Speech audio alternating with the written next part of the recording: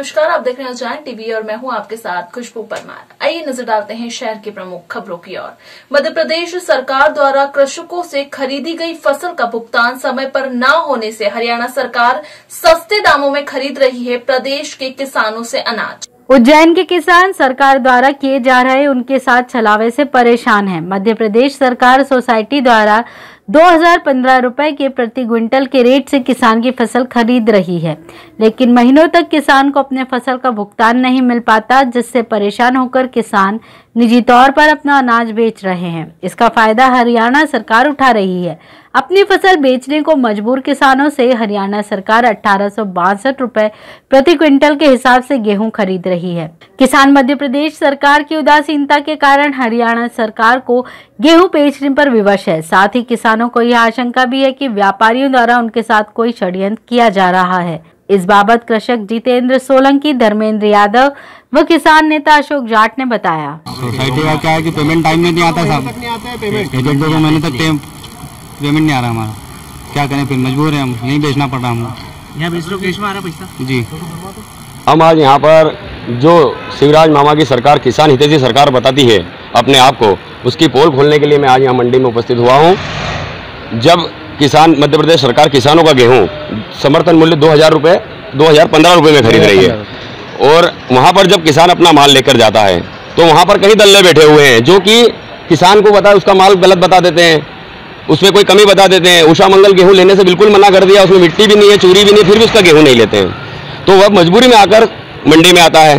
तो अब मंडी में सरकार के ही कुछ चुनिंदा बड़े व्यापारियों द्वारा यहाँ पर हरियाणा सरकार के द्वारा माल खरीदा जा रहा है। जब एक देश एक संविधान तो दो मंडियाँ कैसी?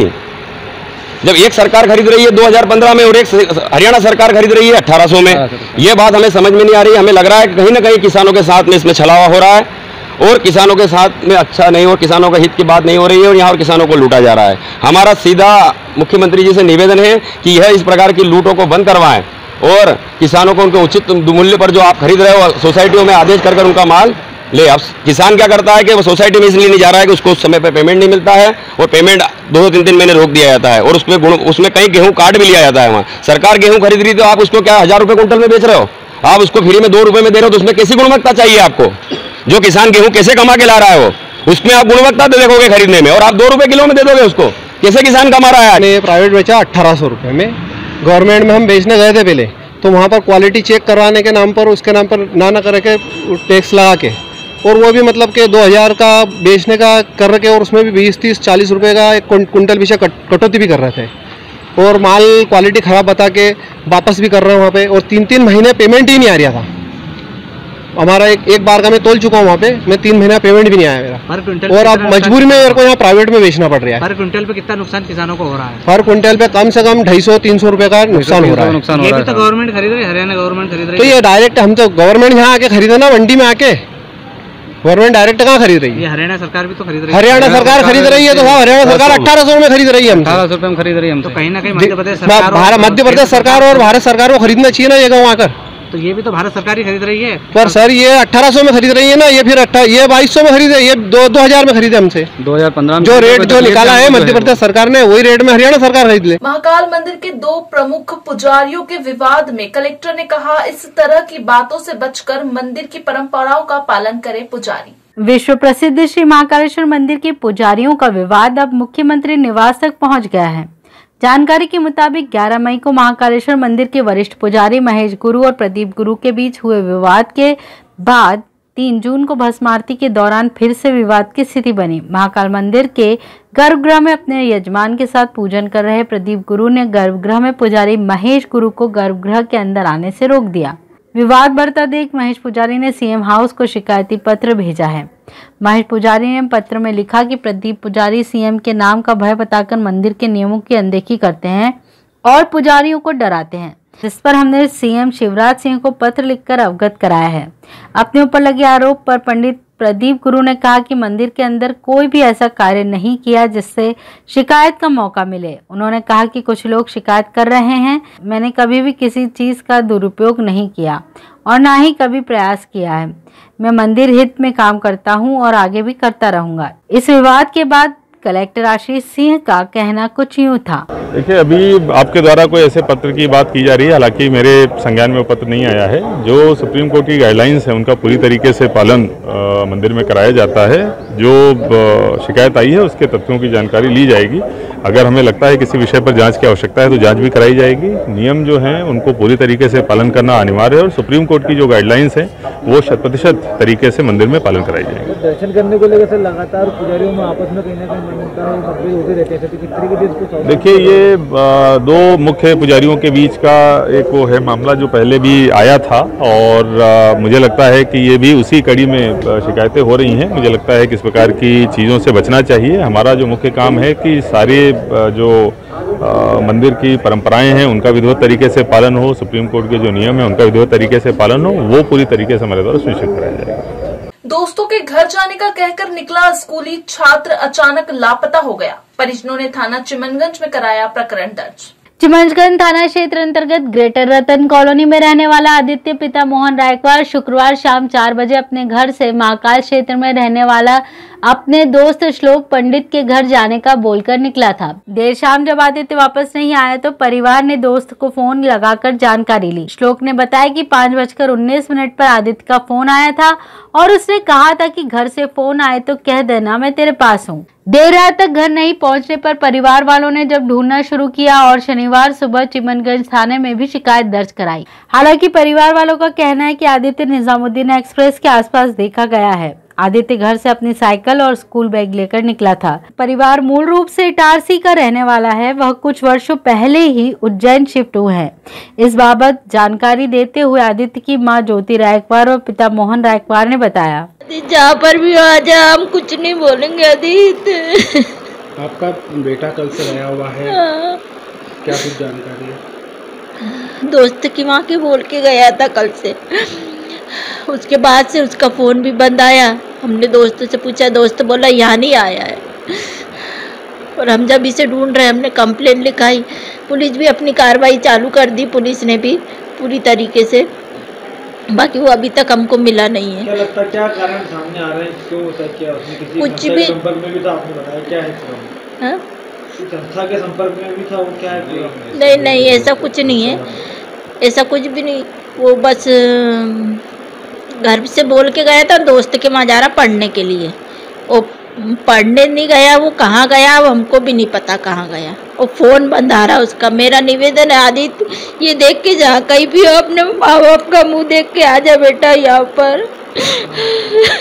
मेरा बच्चा आदित्य एक बार कल शाम 4 बजे से अपने यहाँ दोस्त के यहाँ जाने की बोल के गया हुआ है और वो दोस्त के यहाँ भी नहीं पहुँचा। दोस्त से फ़ोन करा था तो वो वहाँ पे नहीं आया और कल से हम रात भर से उसे ढूंढ रहे हैं। 6 बजे से उसका फ़ोन भी बंद हैगा और वो अभी तक आया नहीं। आज दूसरा दिन हो गया, हम रात भर हम ढूंढते रहे उसको, जगह जगह स्टेशन वगैरह जहाँ संभव हो सका हमने वहाँ पे देखा। हमारी हमने इसकी सूचना पुलिस में भी दी है। पुलिस अपनी तरीके से कार्रवाई कर रही है।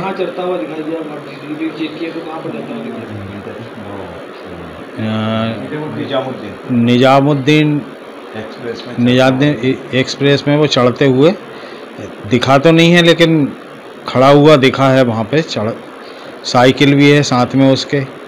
उज्जैन यात्रा के दौरान होटल में रुके गुजरात के दर्शनार्थी के कमरे में अचानक आग लगी। फायर ब्रिगेड ने पाया काबू, कोई जनहानि नहीं हुई। अहमदाबाद गुजरात निवासी जिगर पटेल अपने दोस्तों और परिजनों के साथ उज्जैन दर्शन यात्रा पर आए थे।